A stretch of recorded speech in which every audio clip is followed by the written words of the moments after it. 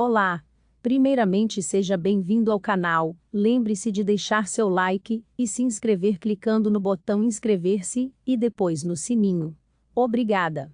Em 2012, a Administração Oceânica e Atmosférica Nacional dos Estados Unidos divulgou dados de que houve mais de 8.000 recordes de temperaturas altas só naquele ano devido a um sistema de alta pressão que se moveu sobre o país entre junho e julho. Não é para menos que tudo indicava que o mundo acabaria.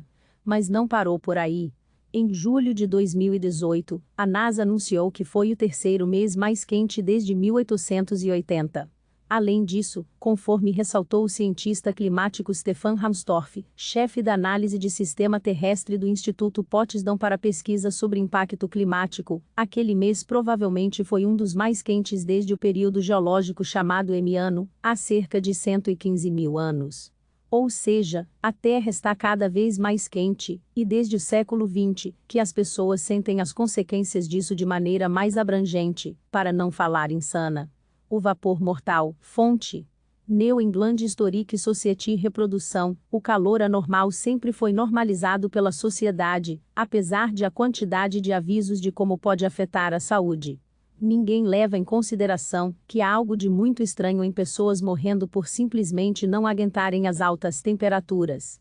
Com a invenção do ar-condicionado e ventiladores domésticos turbo, hoje muitas pessoas conseguem sobreviver aos dias escaldantes, mas a realidade era bem diferente em 1896.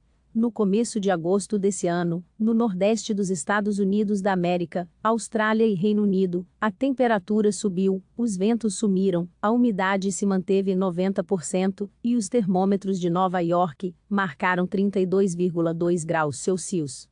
Nenhuma onda quente que passou pelo país nos últimos anos foi tão intensa ou mais fatal em seus resultados, relatou o Boston Globe. Em 2 dias de mormaço excruciante, as pessoas já estavam morrendo no que ficou conhecido como um dos piores desastres naturais da história, segundo a New England Historical Society. Fonte: Flashback Reprodução. Aqueles que trabalhavam ao ar livre ou próximo de fornalhas foram os primeiros a abandonarem o posto devido ao calor. Em 10 dias de duração do calor, foram mais de 1.300 pessoas mortas somente em Nova York, e seus cadáveres se decompuseram em menos de 24 horas com a forte temperatura. Nesse ínterim, também 1.258 corpos de cavalos se amontoaram pelas ruas, transformando-as em um cemitério fétido ao ar livre. Quem sobreviveu, não passou um dia sem desmaiar na rua, ou em casa com as quedas de pressão e desidratação. Mas não foi só o calor que matou, a busca por métodos de se refrescar também. Foram várias as pessoas que dormiram do lado de fora de suas casas, em escadas de incêndio dos prédios abarrotados e quentes, o que culminou em centenas de quedas fatais. O mesmo destino encontrou aqueles que dormiram em cais, quando acabavam rolando durante o sono, e se afogando nas águas do rio. A história esquecida Austrália também pereceu a olhos vistos com o calor.